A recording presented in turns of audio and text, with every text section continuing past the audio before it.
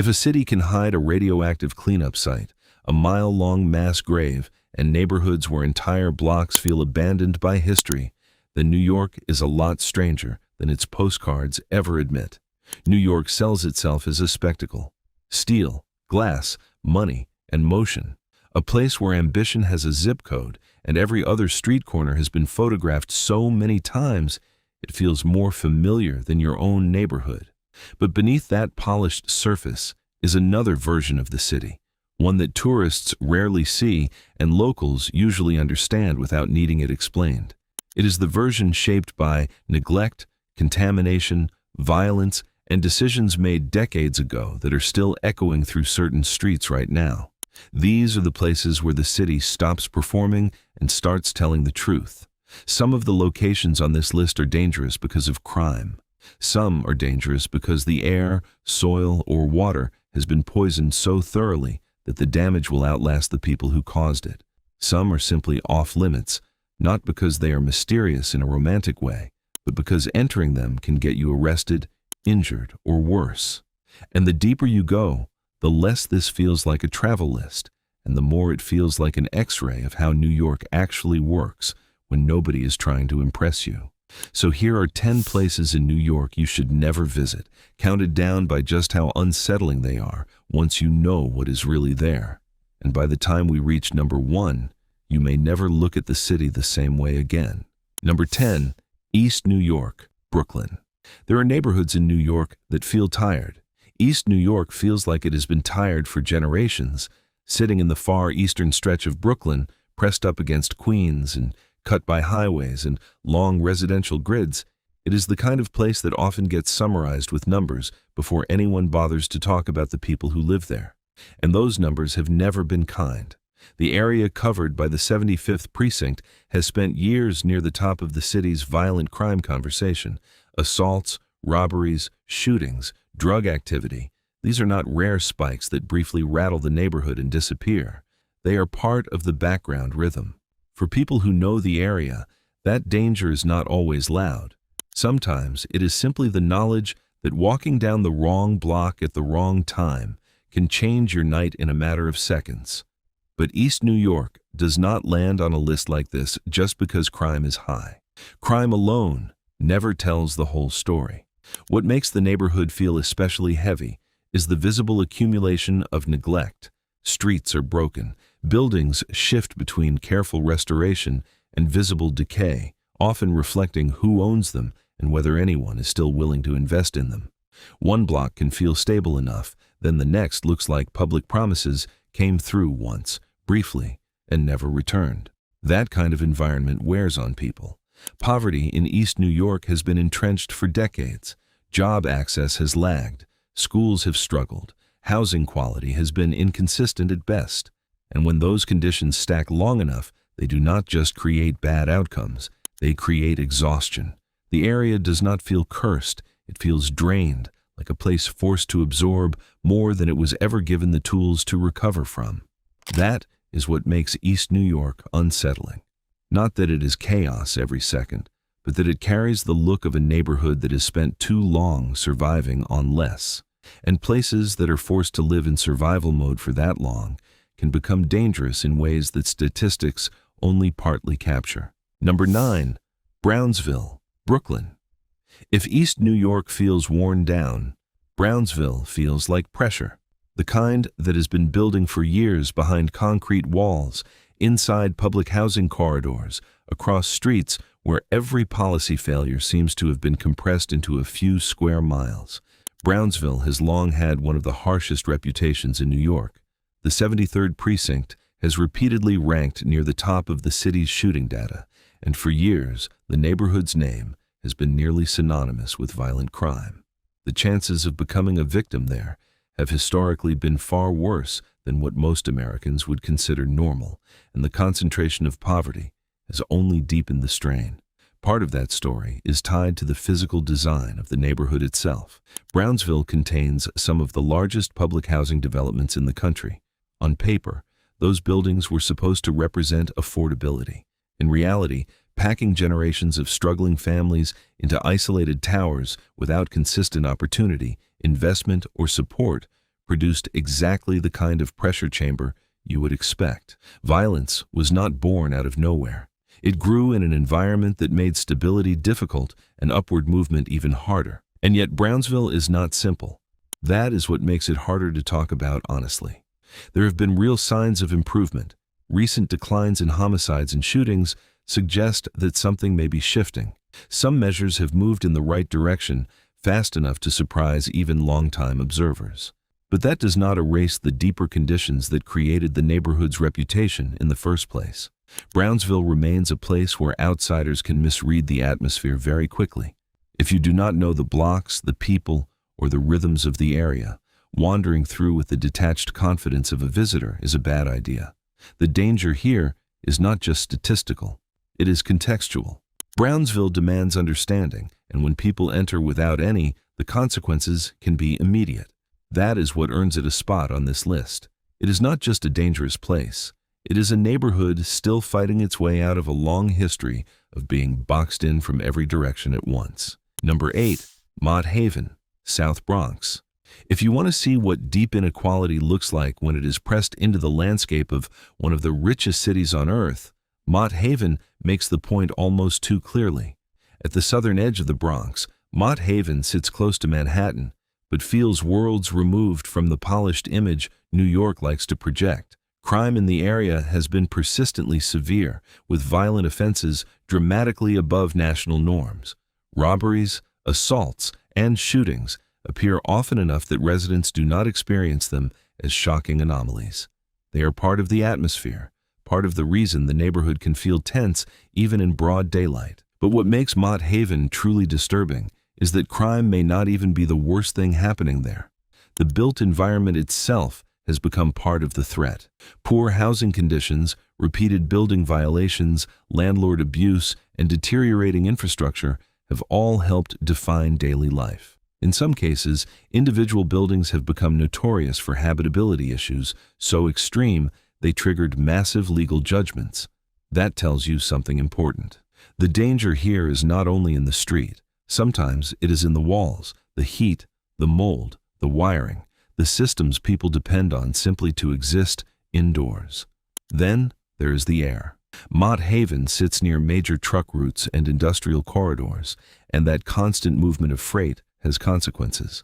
The South Bronx has some of the worst air quality in the city, and childhood asthma rates in this part of New York have been alarmingly high for years.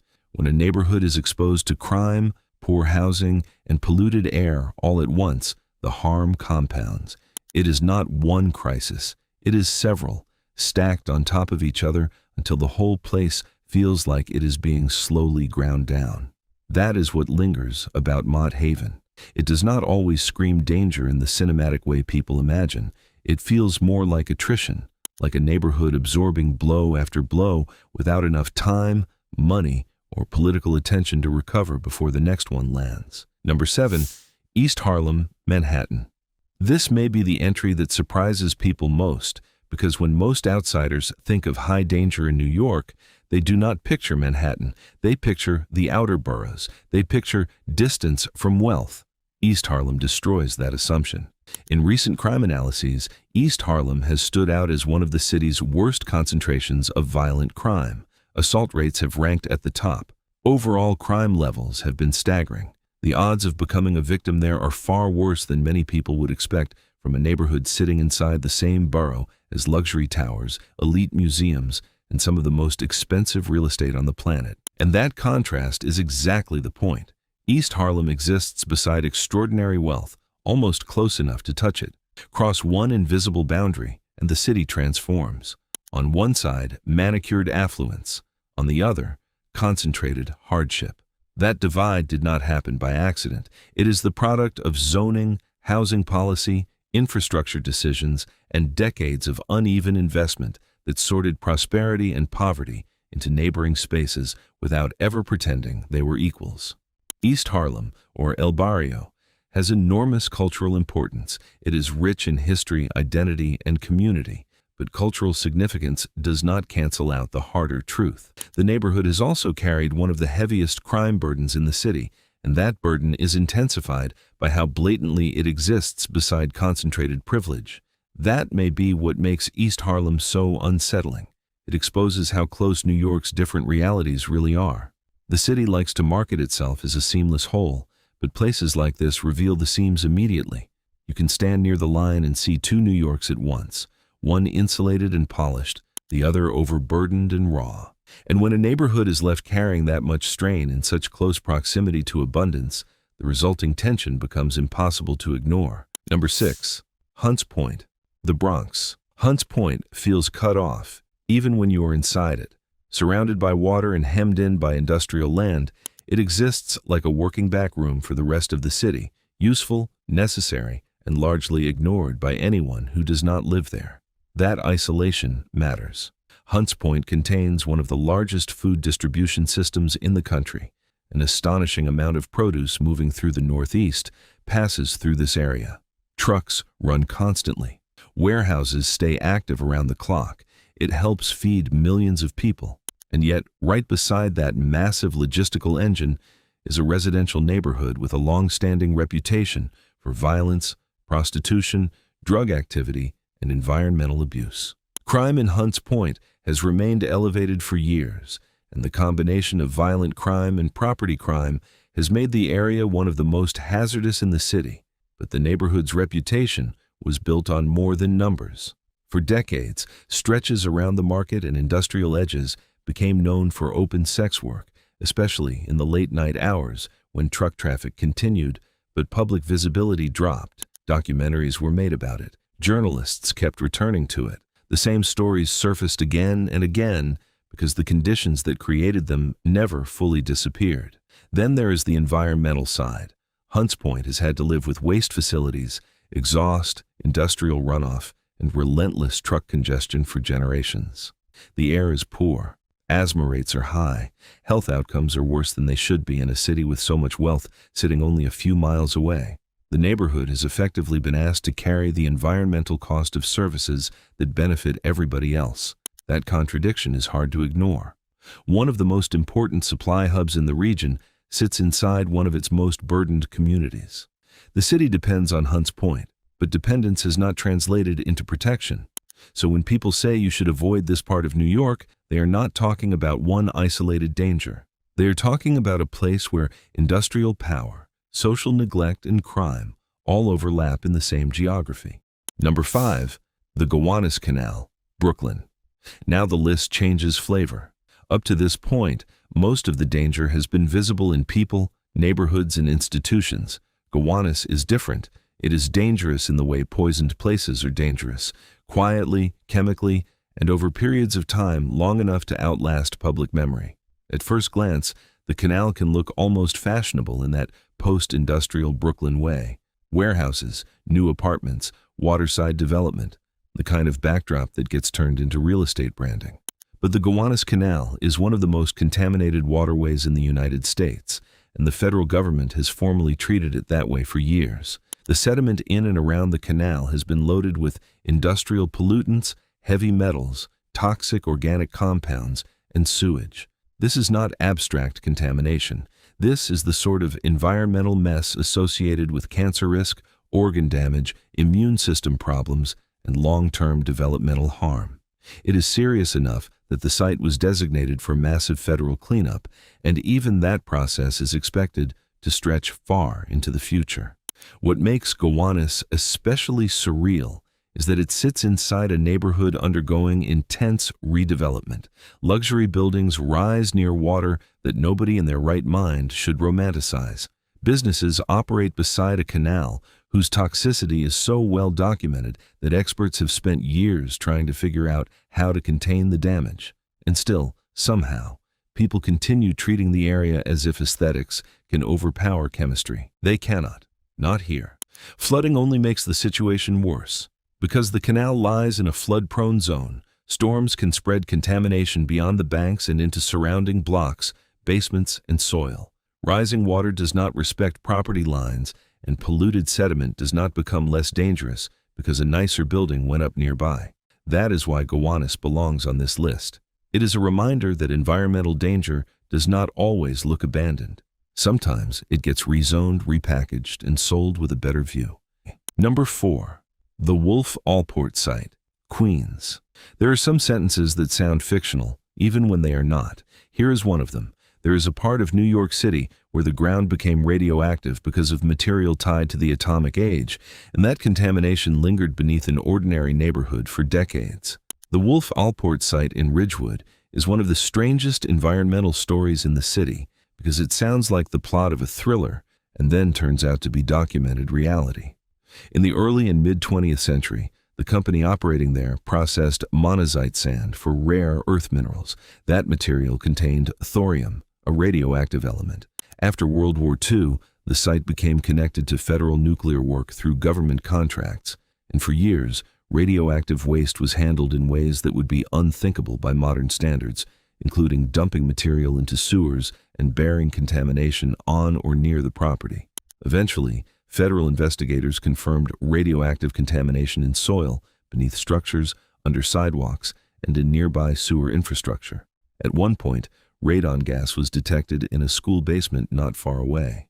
Cleanup efforts have taken years and are still part of a larger remediation process that is anything but simple. What makes this site so disturbing is how ordinary the surrounding life was for so long.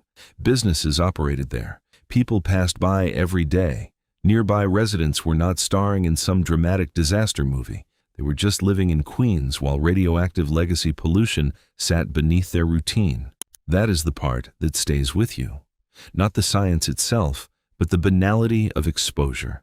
The idea that contamination can become part of the urban background without the people above it fully understanding what is below.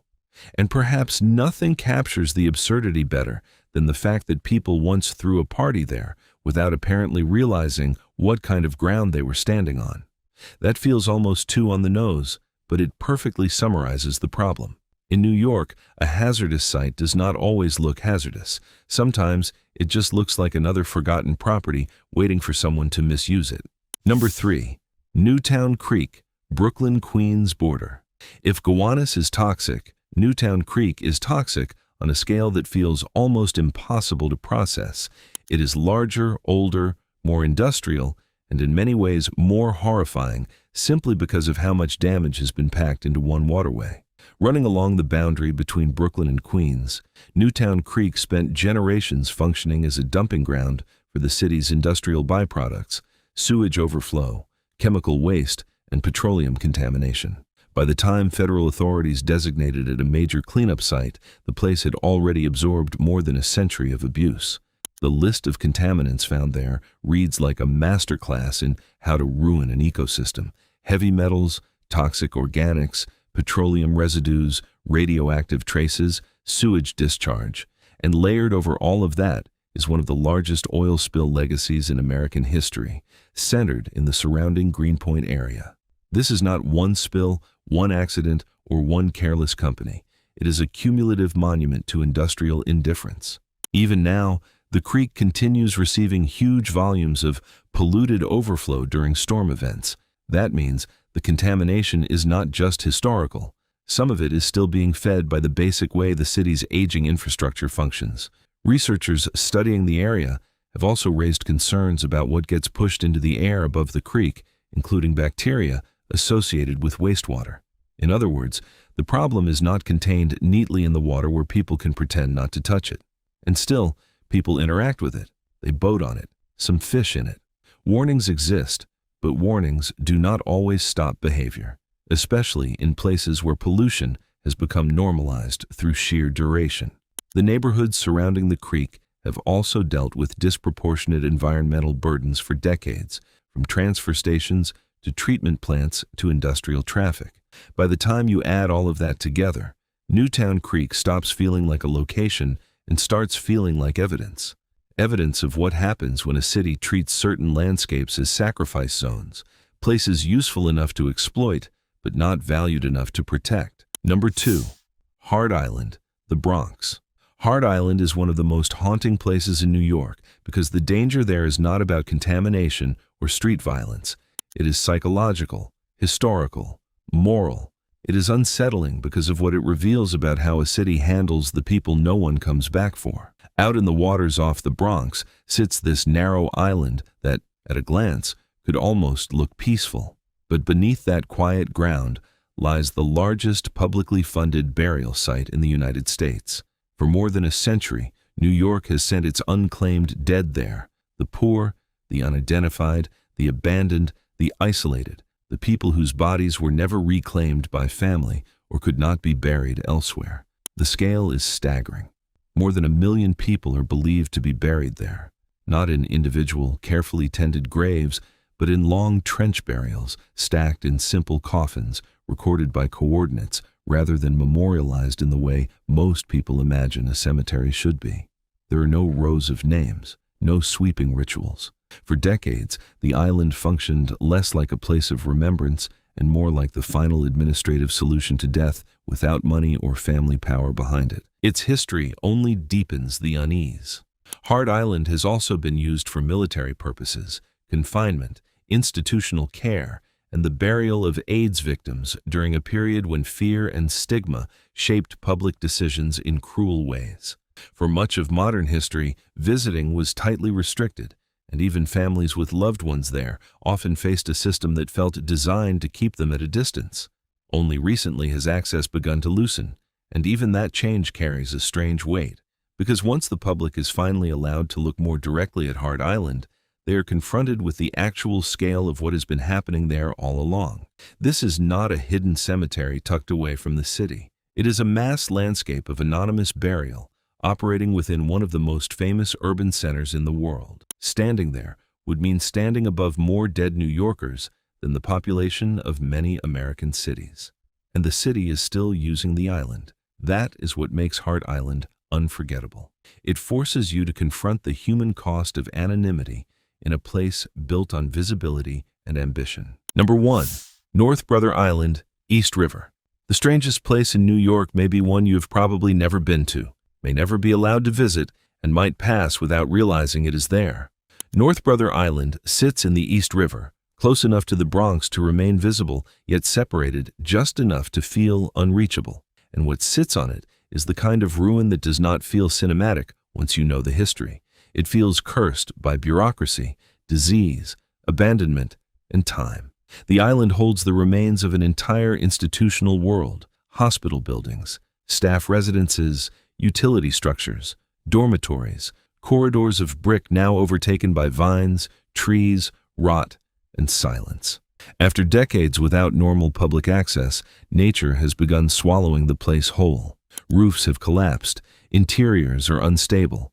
Vegetation has worked its way through windows, walls, and floors. It is less an abandoned site than an act of reclamation. But the physical decay is only part of why it ranks first. The island's history is brutal, isolating people with contagious diseases in an era when public health often blurred into social exile. Typhoid Mary spent years confined there, not because the city had found some elegant legal answer to asymptomatic disease transmission, but because it had decided isolation was easier than solving the larger ethical problem. North Brother Island was also tied to one of New York's worst disasters. After the General Slocum steamship burned in 1904, many of the dead and injured were brought there.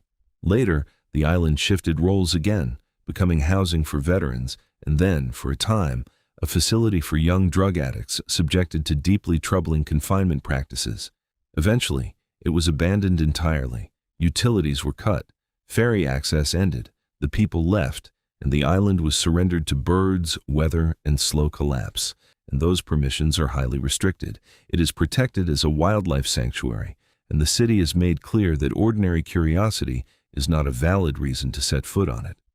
Urban explorers have tried and been arrested. Even emergency access is difficult because the infrastructure for arriving safely has largely disappeared. And that may be the perfect ending for this list, because North Brother Island captures everything unsettling about hidden New York in one place: disease, confinement, disaster, institutional failure, public secrecy, physical danger, abandonment, ecological takeover. It is all there, compressed into a small patch of land most people will only ever see from a distance. New York is often described as a city that never stops reinventing itself, but that is only half true. Cities do not erase their past. They bury it, fence it off, build around it, flood over it, gentrify beside it, or let vines grow through it until people forget to ask what happened there. The places on this list are not weird exceptions to New York. They are evidence of what the city becomes when image matters more than repair. And that may be the most unsettling part of all. Not that these places exist, but that millions of people move through New York every day without realizing how much of the city's real story is hidden just out of frame.